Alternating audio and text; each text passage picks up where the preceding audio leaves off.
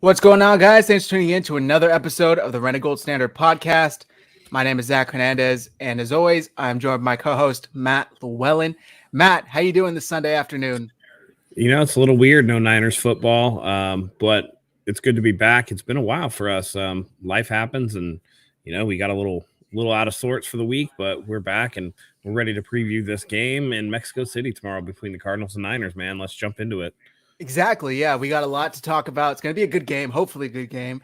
Before we do, if you're watching on Twitter, head over to youtube.com/49ers Hive. Join from there so we can see and interact with your comments. We're not ignoring you. We just can't see them from Twitter. So make sure you go to the link. It's on the screen on the little header below. All right. With that all out, all the word vomit, Matt, the 49ers come into this game on a 2-game winning streak, finally got above 500. The Cardinals kind of on the opposite end, a little beat up. We don't know if Kyler Murray's playing. We don't know if DeAndre Hopkins is playing. We'll go over the injury report later, but how are you feeling going into this primetime matchup? You know, this should be a game that the 49ers can take control of quickly and kind of put to bed quickly. But, beyond just the injury report, there's been some weird happenings this week for the 49ers. And it's always something that you have to watch out for. You're playing on a neutral field. You don't know the area. You had a tough week of practice that we'll get into. And so this is one of those trap games if you're not careful. And, beyond that, the Cardinals just play us tough anyway. So the 49ers have to come out sharp and on point to get the W. And I think they can do it, and they should do it. So hopefully that all goes down. But it's one you definitely cannot overlook. Yeah, I 100% agree. A lot of people I saw on Twitter when the injury reports were coming out were saying, like, don't tell me Kyler Murray's not playing. I'm already getting flashbacks to that matchup last year where Colt McCoy just completely whooped the 49ers without a lot of their top receivers. Before we get into this, Bolts Nation wants to know your thoughts on that Drake Greenlaw hit last week. We weren't able to do a recap show, so we'll talk about it. That was a soft ejection. Yeah. I mean, honestly, I didn't even necessarily agree with the penalty. I think Drake Greenlaw was kind of leading with his shoulder, trying to hit him with the shoulder. And, that he was kind of like hit into Drake Greenlaw. And, you don't want to say, oh, it's because it's Justin Herbert and, it's a quarterback and that's why. But, I mean, it kind of feels that way. Yeah. There was plenty of times where, we saw it through the week today, last week or whatever, where a player gets hit into another guy, they clash helmets, and it's not an ejection. So I thought it was pretty soft. And, fortunately, it didn't hurt the team last week in terms of they were still able to win the game and everything. But it's just, it sucks, man. It sucks because it takes Dre Greenlaw out of a rhythm. Yeah. Not only that, but just to kind of add to your point about how maybe it was just because it was Justin Herbert, we saw a very similar hit not too long before that, with Brandon Ayuk, who got hit and ended up having to fumble. Basically, one player pushed him into another player, and then that second player hit him with the crown of the helmet. That wasn't called for a penalty. So it's tough for me to understand how you can call one and not the other when they're both basically the same situations where I don't think either player were intending to hit any of the players that got hit in the head, but it's just what happened. And like you said, it's just the quarterback. So it's tough, but that's the NFL. Let's see. So going into this game, the 49ers are relatively healthy. I believe the only player that's ruled out is Eric Armstead. How do you feel about them coming into this game health-wise? Yeah, they're starting to get there, which is what, something we can't say. Obviously, we still have guys that are going to miss the rest of the season, that are on IR or what have you. But, the fact that it's just Eric Armstead and then Samson Ebicom is questionable with that quad injury, that's pretty good sign for the rest of the season. I think the 49ers are getting healthy at the right time. If they can maintain that health, I mean, they're deep at every position except for, a couple that we've talked about before. But, it's good to see all of the players that we need to be there just about back. Now, I'd love to see Eric Armstead back. I think that he's a huge piece of the run game. But, that even with him out, the defensive line has enough talent that it's not really going to cause the 49ers to really miss a step. I think they can still go out there, dominate the trenches, dominate the line of scrimmage, particularly because, as we'll get into the injury report, I believe the starting left tackle, Humphreys, for the Cardinals will be out of this game. So that just allows people like Nick Bosa, Drake Jackson, when he gets in there, some of these others, to just feast when they actually get into the game. So, the 49ers absolutely are getting healthy at the right time. No doubt about it. Yeah, 100%. And speaking of the injury report, we can share it here. This is courtesy of 49ers Web Zone. They have it all shared. Let me change the backdrop. Oh, wrong one. There we go. All right. So you talked about DJ Humphreys being out. Tight end Zach Ertz is also out. And Byron Murphy is also out. The corner questionable. Guard Max Garcia, DeAndre Hopkins, and Kyler Murray. Like I said, on the 49ers, and the only player that's ruled out for sure is Eric Armstead. And the only player questionable is Samson Ebukam, who I believe is kind of trending to play, but I never kind of know how to roll on him. I think the 49ers likely don't see Kyler Murray. I mean, I don't know. I just have a feeling that he's going to be held out. Nothing to base that on, just pure my speculation. I think they know for sure they're obviously playing the game of will he or won't he. I don't think he'll play, but we'll see. Zach Ertz being placed on IR is a big loss for them. He was a big weapon, especially once they got into the red zone. DeAndre Hopkins questionable. We'll see. Spinic Danger. Can we please for once not struggle against a mobile quarterback? Oh, man, it's so frustrating watching these quarterbacks just continuously scramble, make something out of nothing. But I guess we'll see if it's not even Kyler, then it's Colt McCoy, who's not necessarily a mobile quarterback by any means. I don't know if you happen to catch Kyle Shanahan sitting down with Matt Mayoko to preview this game, but he was talking about how, just like 49ers throwback says here, whenever we lose to these guys, it's because we do not protect the ball. We turn the ball over. We end up losing the turnover battle. Do you think that's a key to winning this game? Obviously, winning any game, but specifically against a divisional matchup is not turning the ball over. Absolutely. And, all the news going around is that this could be the first time ever that Jimmy Garoppolo doesn't throw an interception in 3 straight games. And, it just highlights the importance of winning the turnover battle, and it highlights the amount of times that we actually do kind of turn the ball over. So it's one of those things where any game you need to win the turnover battle, but doubly so when you have a team like Arizona that just for whatever reason seems to play the 49ers really, really well. And it doesn't matter if they're having a good season or a bad season. The last 5 or 6 matchups between these teams have been just knockdown, drag out affairs. So the 49ers definitely have to take care of the ball, and they got to take care of business. And one of the things that we've talked about with the 49ers, and particularly Kyle Shanahan, is he's got to keep his foot on the gas no matter what. Even if they're up, he can't get conservative, he can't get cute, he can't let them stay in the game. He has to go for the throat of a very vulnerable team, and I'd like to see him do that. Yeah, agreed. Because it's something that we've seen him, I don't want to say lose aggressiveness, but he just kind of coasts with a very small lead, and it's extremely frustrating because more often than not, it doesn't hold. Spinic Danger, which I just saw one here. There we go. How bad will we miss Emmanuel Moseley in this game? I think it depends on if DeAndre Hopkins played. I believe I just saw Marquise Hollywood Brown was ruled out. So there's a chance the top receiver is Rondale Moore, who is a good receiver, but I like the 49ers odds if it's Rondale against Mooney. Yeah. I mean, I think it's just safe to say that in general, a corner the caliber of Emmanuel Moseley and what he's done for this team, he's going to be missed no matter what. Now, with the injuries, I don't think that it's as critical as it could be. Last week's game, if you told me, once Emmanuel Moseley went down, that we had to go against the Chargers, I would have been worried. Fortunately, Mike Williams and Keenan Allen were out, and so we avoided that kind of situation. But, the Cardinals are a little down, a little out, so Charvarius Mooney-Ward is going to have a good time against DeAndre Hopkins if he plays. If not, I fully expect him to be able to clamp Rondale Moore. And then beyond that, it's not anything that our other corners can't handle. So I think they've done a pretty good job overall. You look at the second half of that Chargers game, they didn't give up any points. it's just they're doing it by committee, and there's going to be some mistakes.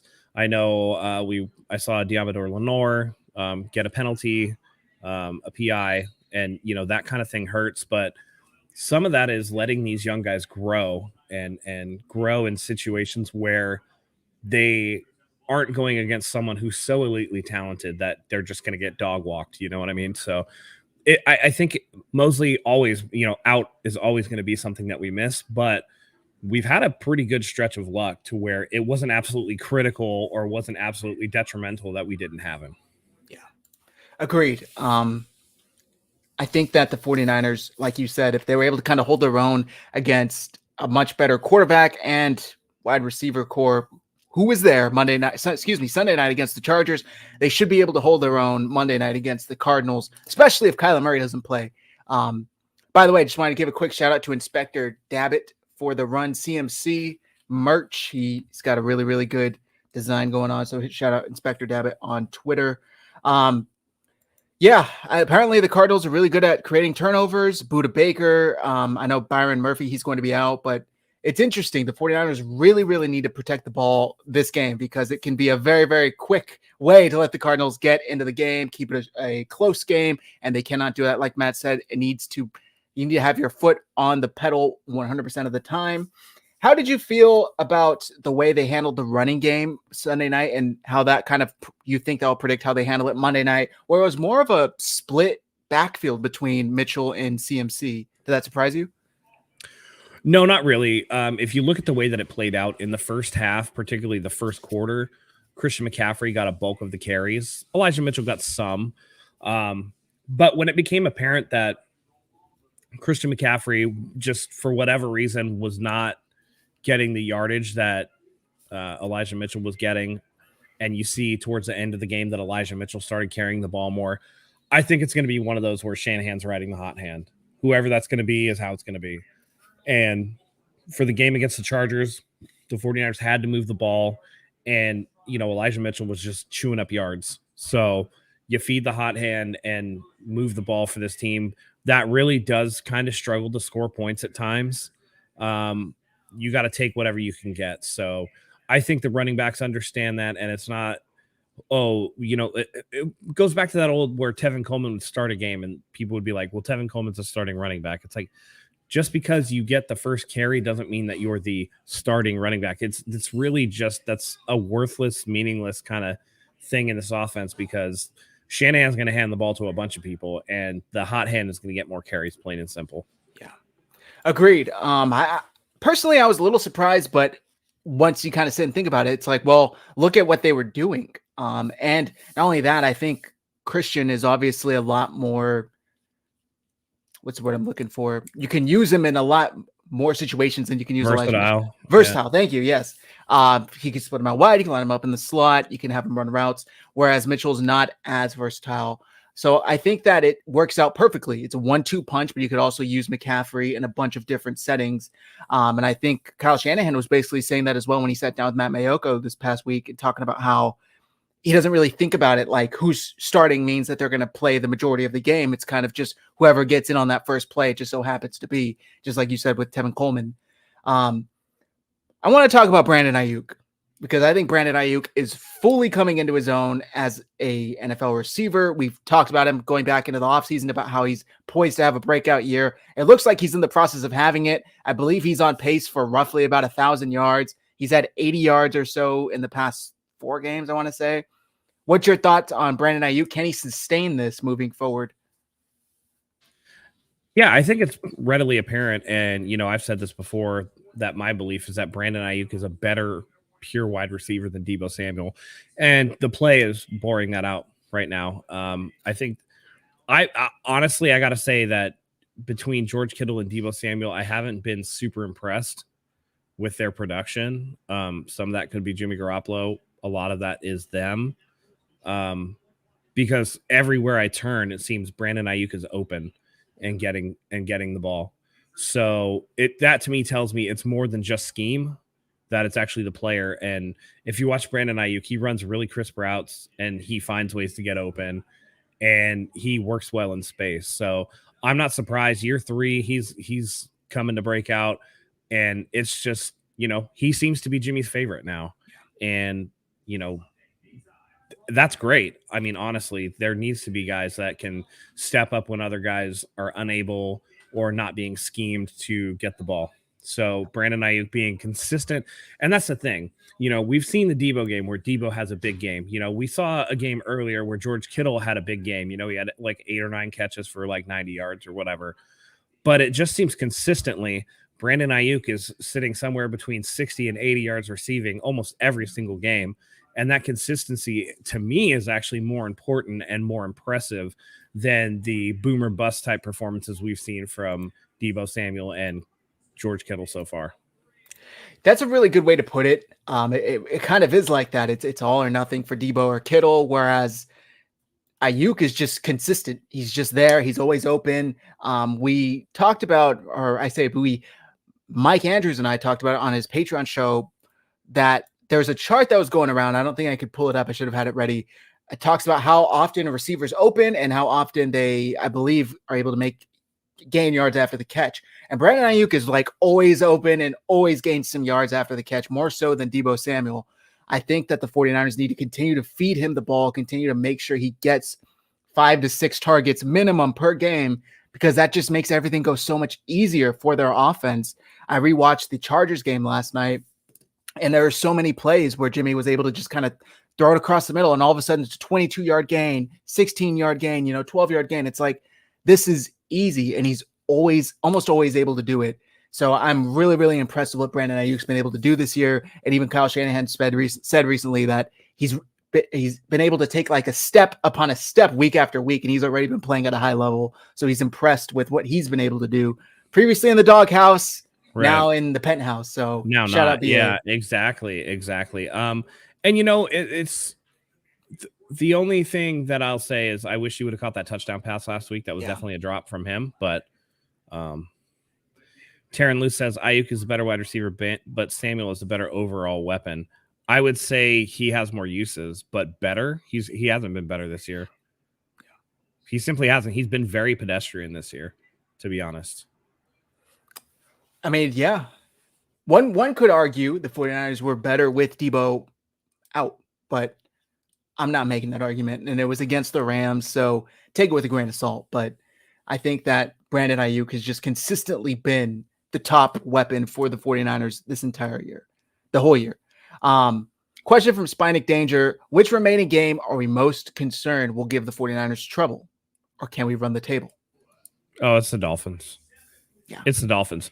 You asked earlier what game, what is Emmanuel Mosley missed. We're going to find out when the 49ers have to cover Jalen Waddle and Tyreek Hill.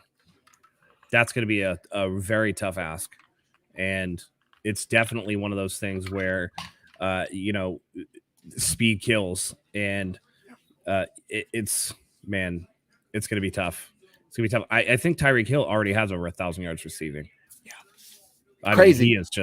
He's just going off. And, it's crazy. I mean, Tua is definitely taken a step up, and, he's definitely developed in a way where he's getting the players the ball where they need to get the ball. He's not turning it over. And every game that he has started and finished, the Dolphins have won. They're in first place in their division. They look really, really good on offense. They play very physical defense. And so that's the one where I look at it and I go, it could get away really quick. And we saw earlier when we just got absolutely blown out against the Chiefs that against elite level offenses, we might have a problem keeping up. And, we can't rely on these 22 points, these 17 points, these 18-point offensive performances. The offense has to hit its stride and give the defense a little bit of help, because against some of these higher powered offenses, particularly I'm looking at the Miami Dolphins with their receivers, not to mention that they have 2 former 49er running backs who are going to want to get a little modicum of revenge against their old team and want to play well.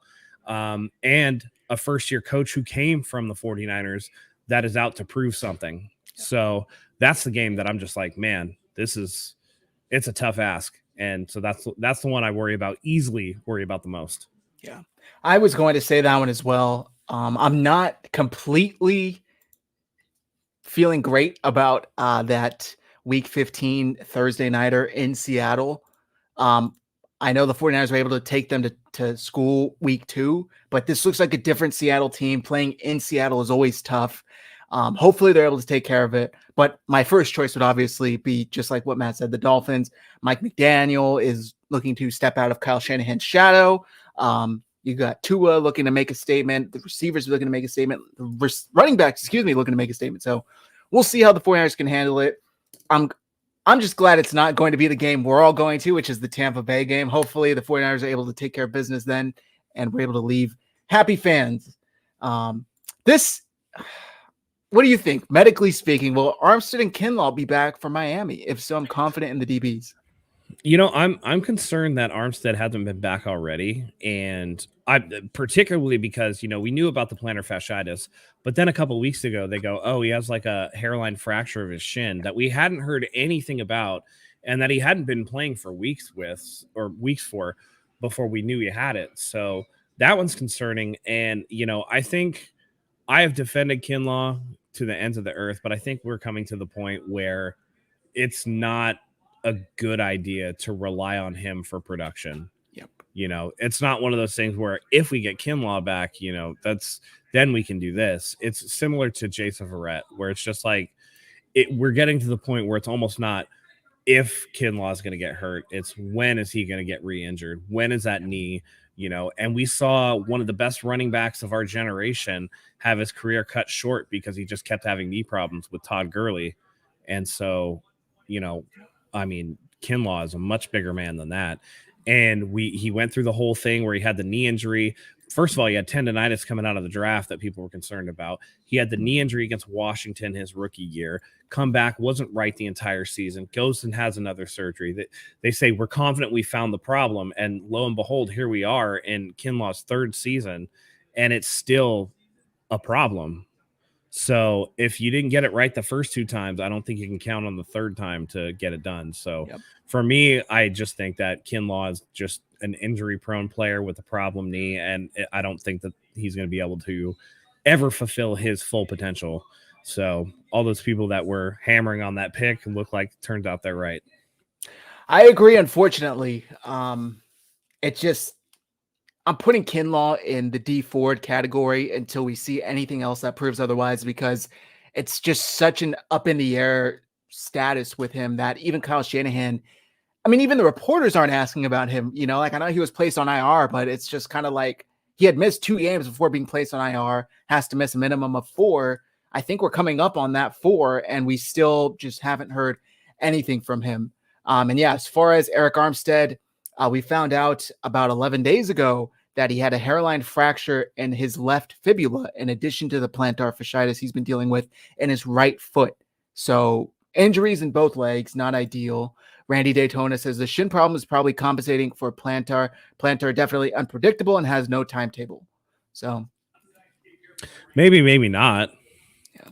We don't know if it's the same leg, if it's the opposite leg, but typically a hairline fracture of the shin is not something that's an overcompensation injury. Hung Fat Niners thought they were smarter than everyone else drafting Kinlaw. You mentioned, Matt, that everybody knew about this coming in and a lot of teams had him crossed off. Do you think this was kind of a case of the Niners being like, oh, we're not worried about that, don't even worry about it? Yeah, it definitely was. I think that they fell in love with the player and ignored the medical to their detriment.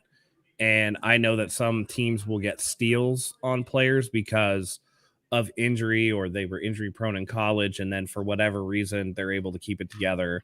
But those guys are, 3rd, 4th, 5th round picks, not number 13 or 14, whatever Kinlaw was. I think he was 13. So for me, 13 turned out to be unlucky. Kinlaw has just had a hard time. And, it's compounded by the fact that the 49ers traded away DeForest Buckner, who is still beloved by the fan base. And we picked up a player that is just not doing anything. Yeah. So, and it is what it is. Extended Armstead, who, right. Granted, this has been his only year where he hasn't been healthy. I saw a lot of fans saying like, this guy can never stay healthy. I don't think he's actually missed an extended period of time outside of this year. No, this is his first season with any extended injuries. I think we're all Pavlovian, having Pavlovian responses to the injuries. We're just like, this guy's always injured. Yeah. It's just this team is always injured. It's what it seems like. Yeah. It is what it is. But again, yeah, I'm putting Kinlaw with the D Ford. We'll wait and see. But at this point, I honestly don't know if he'll be able to play another game in the NFL. So we'll see what it is. What are some keys to victory? We're going to keep this show short this week, guys. Matt's got to go to work. I got to get some Thanksgiving shopping done. Some keys to victory, 49ers, Cardinals, things you want to see happen.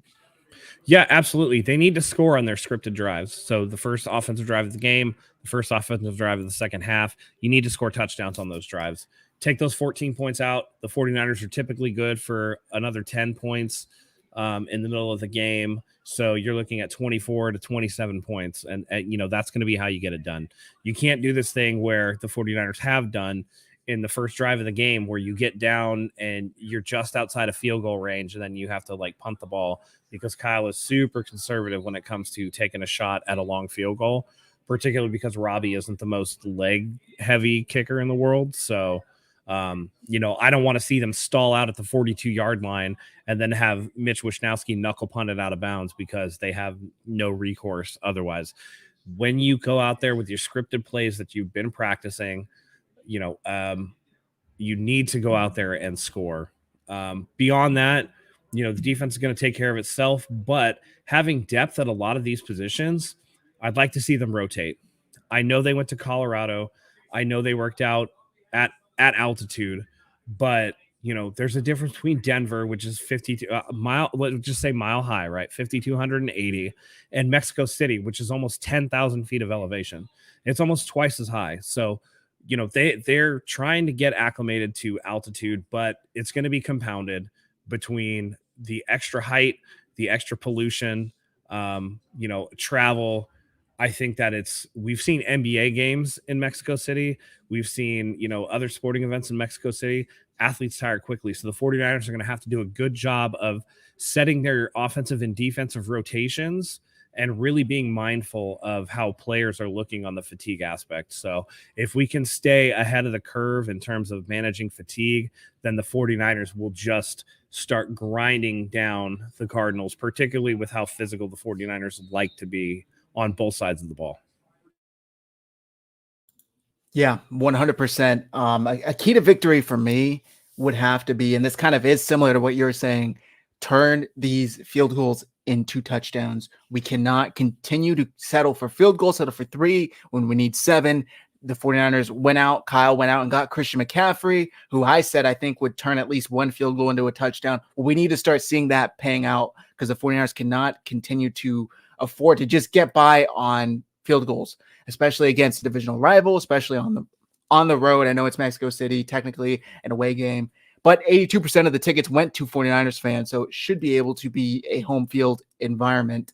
But I want to see touchdowns. I want to see. Did you see Stadium Azteca is decked out in Cardinals stuff, because it's technically a Cardinals home game, but it's going to be 82% 49ers fans, so that'll be really nice to see. Yeah, I agree. All right, another one for me, and then I'll shoot it back to you, would be getting George Kittle involved. When George Kittle is involved, things seem to go a lot smoother for the 49ers. He seems to have good games against the Cardinals. I know Budda Baker and him have this rivalry kind of that's been going on throughout the years. If George Kittle's able to get 5, 6, 7 targets and haul in even 3 to 4 of those, I think the 49ers offense starts humming a little more. Maybe look for him in the red zone. I don't know, but I want George Kittle to be involved early and often. What do you got? I would like to see them take advantage of the Cardinals on offense by using short throws, screen passes. You have enough guys that can get out in space. If you let Jimmy drop back against Murphy and against Budda Baker, and with Simmons back there, there's going to be potential for him to make a mistake. You also don't want to allow Mike McGlinchey too much time to screw things up. So I'd like to see them get the ball out quick. And this goes back to, if you have your rotations right, your offense is going to be able to just hum along at a quickened pace. Don't let the Cardinals get set. Don't let the Cardinals kind of sit on what you're doing. And I agree with you that George Kittle needs to become more involved in the offense. Although I'd like to see them work really hard to keep Buda Baker away from George Kittle's knees. Always seems to happen. Always seems to happen. I'm just seeing now, by the way, Chuck Harris of Fox NFL, or excuse me, this is per Peter Schrager, is reporting that Colt McCoy will likely get the start tomorrow. So we'll see how that shapes out. Wow, that's big. Hey, Melissa, welcome. She said she's still unwell, but had to come on. Wish you both a joyful holiday week and early happy Thanksgiving. Same to you. Same to everybody here. And we hope that you get well soon. I was sick last week, and it was not the most fun time, obviously. So hope you feel better soon. Definitely. And yeah, again, hope all of you guys have a really, really good Thanksgiving with your loved ones. Another key to victory before we move on. Juwan Jennings, he showed up again Sunday night, third down monster. The 49ers can continue to rely on him. Maybe not only on third downs, maybe earlier on, but. And this was after I'd talked smack on him too. I should just keep talking smack on players. They seem to want to prove me wrong. So I think this reverse psychology thing is kind of working.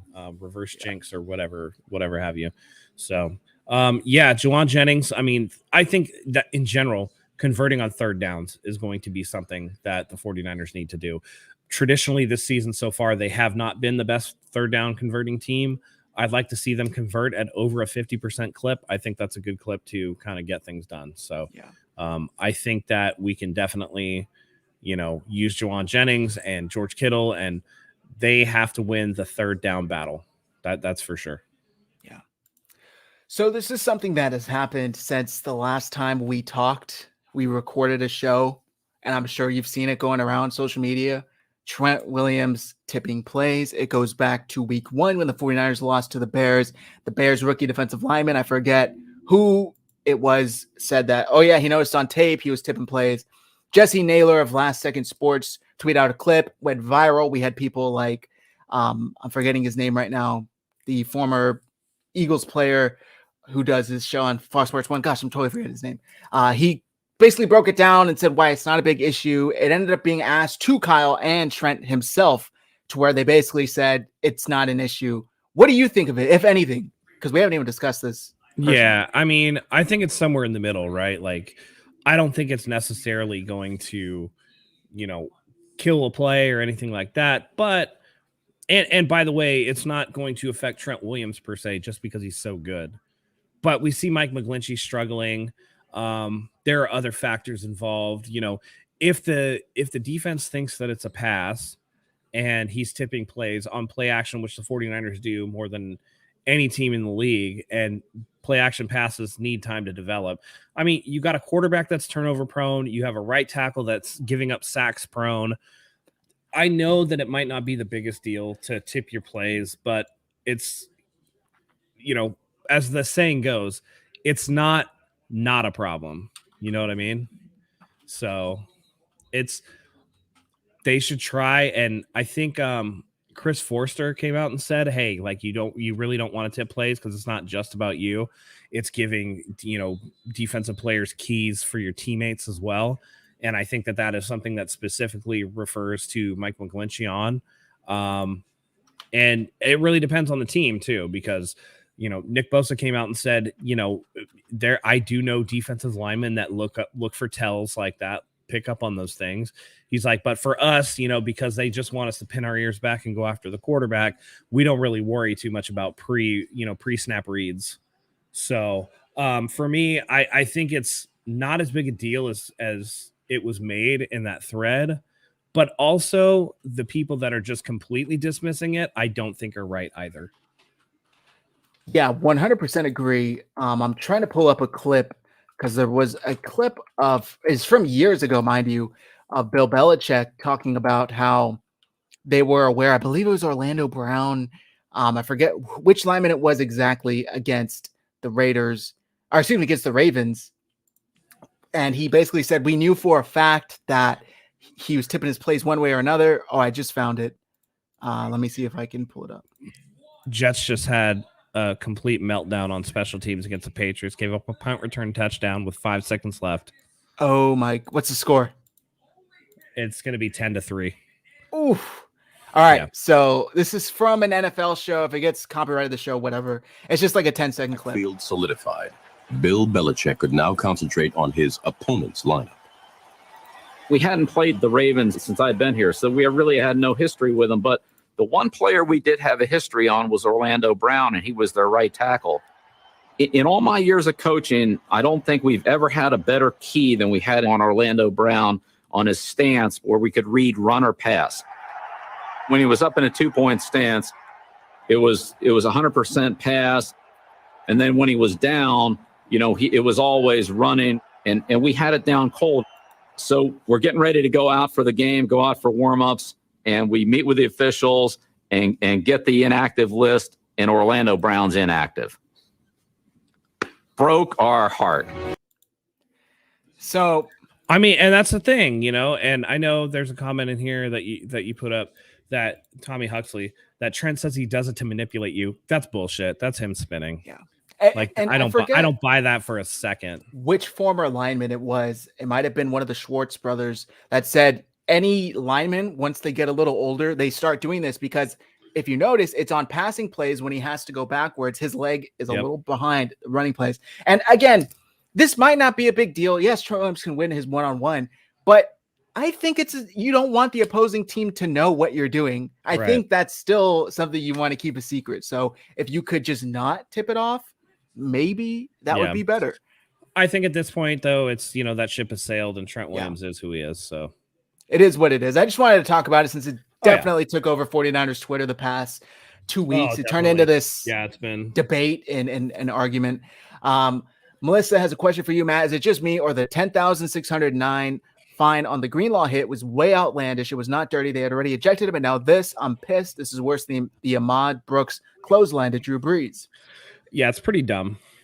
Yeah. It's pretty dumb. I mean, again, I had already talked about, I didn't think that it was an ejectable type hit. Now you're finding the man on top of it. I don't know. That's and the funny thing too is during the game, it had come from New York. So Troy Vincent was the one that handed down the ejection and probably had a hand. And I'm just like, Troy Vincent, really? I remember Troy Vincent laying some dudes out, helmet to helmet, cracking them. Like, if anybody was going to have a little bit of grace for these types of things, it would have been Troy Vincent, but I guess not. It's a messed up call, messed up fine. It is what it is. Like you said, at least it didn't impact the defense too much. They were still able to hold on to the win. With that all said, we got to thank today's sponsor, and then we are going to give our predictions and wrap up. Obviously, got to thank Mybookie. Let me pull up there it is. All right. Shout out to Mybookie, guys. Usually it is, let's see if YouTube doesn't screw me. Usually it is, they will match your first deposit, but through this week, just Thanksgiving week, there will be a cash deposit bonus. The bonus itself is a 10% cash bonus on any deposit up to $2,000. So a max bonus would be $200 on a $2,000 deposit. But the best part about this is the 1x playthrough amount. So usually you got to bet, $5 to win $100, but you would have to bet 15 to 25 times that amount just to be able to get your money out. Now it is only a one-time bet through amount. So you bet $5 and you get matched 10% of that. Well, you only have to bet $5 to win it out, to take it out. Excuse me. It's a lot easier once you go to Mybookie.ag, sign up with promo code Hive. Start betting today, guys. I got a couple parlays that I'm very interested to see where they're at as soon as I leave this show. Hopefully the 49ers can take care of business tomorrow night, but I also want to be a winner this Sunday with Mybookie. Mybookie.ag, promo code Hive. Take advantage of that 1x playthrough cash deposit bonus. And also for all new accounts through the end of the month, we are giving away, well, shouldn't say giving away. It is a raffle for a Christian McCaffrey jersey. If you signed up and used promo code Hive for your MyBookie account, send us proof of that account and any deposit you make using promo code Hive, and you will be entered to win a Christian McCaffrey jersey. We will announce it at the beginning of December. Good luck to everyone. Matt, let's get into our players of the game and final score predictions. Offensive player of the game, who you got? Yeah, well, I mean, speaking of the giveaway that we're doing, I think it's going to be Christian McCaffrey. He was a little quiet last week. I think that after that huge game against the Rams, defenses were keyed in on him. But with my idea of the 49ers keeping it closer to the line of scrimmage, getting the play out quicker, one of the guys that's going to be the most effective at that is Christian McCaffrey, whether that's coming out of the backfield, whether that's lining up in the slot to take one of those tunnel screens. I think that he is going to have a 2-touchdown game, and the 49ers are going to be able to, use him to catch the Cardinals on their back heel, particularly up at altitude in Mexico City. Yeah, definitely. They need to take advantage of that and just get them winded, get them tired. If I remember correctly, I don't think the Cardinals traveled anywhere to get used to the higher altitude. So hopefully they get winded quicker than the 49ers, who were in Colorado, if I remember correctly, dealing with this altitude and cold. It was like freezing cold, by the way. My guy Dion 9 Game Podcast says I'm going with the running backs for the offensive players of the game. Good pick, just like Matt. I'm going to go with the guy we talked about earlier in Brandon Ayuk. I think he's going to have a good game. Byron Murphy's out. Jimmy Garoppolo is going to continue to go to BA. I'm going to say BA 6 receptions I'm going to say he tops 100 yards, 105 yards, and I think he gets in the end zone. Touchdown for BA. I know your defensive player prediction, but let's hear it anyway. Yep, we got to say it anyway. Nick Bosa, 3 sacks and a forced fumble. That's what it's going to be. It's going to happen. And when it does happen, I'll say that I knew it all along. Until then, it's going to be my pick every single week. Love Nick Bosa. He's having an incredible season, 9.5 sacks. Let's get that up to 12.5. Nick? I listened to him on Rich Eisen podcast. That man is the most leveled man ever. I don't know if he's like, it's like he's consistently on Xanax or something. He's just, I don't know. Okay. His it's brother's so like funny. that too. Joey is like that too. For somebody who's such a beast of a person. Yeah. Very soft-spoken. All right, my defensive prediction. You know what? I'm going to go with Fred Warner.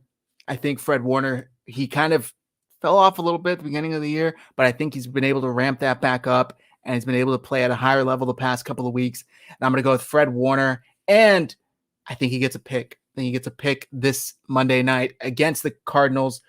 All right, final score predictions. Who do we got? By the way, leave yours in the comments. If you get it right, we'll send you free merch. Yeah. So I think the 49ers offense is going to have a little bit better, a little bit better showing this week. I think that Arizona has a ton of injuries to overcome. They still have to overcome the incompetent coaching of Cliff Kingsbury. And I think that the 49ers get out and win one big. I think the final score will be 27-16. Damn. All right. That would be nice. That would be really nice. Let's see. How do I'm tough, man. But I got in my head, I got a 28-13 49ers. I think they just take care of this game. They stay undefeated in the division. They're able to handle the Cardinals handedly for once. It's not a close game. It's not a blowout for the Cardinals. 49ers 28, Cardinals 13. I like it. Like I said, guys, comment your final score predictions. If you're watching this after we've aired, leave it in the comments. If you're seeing this on Twitter, tweet them at us. Get them to us however you can. But as soon as the first play starts, the entries are over. You cannot enter your final score predictions then. I just wanted to – Arizona is not a higher elevation than either Colorado or Mexico City. Not even close. Just so you know. All right. Tommy Huxley spreading misinformation here on the RGS podcast. Yep. All right. With all that said, thank you everybody for tuning in. Like we said, hopefully you have a fantastic Thanksgiving. Not sure if we're going on Monday night because it will be late, but we will definitely bring you something. I'm working Monday night, so okay. Yeah, it'll have to be, I think, maybe Wednesday. Okay. All right. Yeah, we'll midweek. aim for Wednesday. We'll have to do it midweek. But follow us on Twitter, handles on the screen, so you don't miss any announcements for our shows, anything like that. Appreciate all you guys for tuning in. Matt, you want to take us out? Absolutely. We need to get 3 in a row. The division is ours for the taking. Seattle's starting to come back to earth as we saw last week. And I think that, the 49ers have all the talent in the world. They can get it done. but it starts on Monday night. It starts with being consistent, keep the ball safe and everything like that. Thank you guys for joining us. I hope you have a great start to your week, and that includes a 49ers victory. Let's see a victory Tuesday this week. With that being said, thank you as always for joining us. And until next time, go Niners.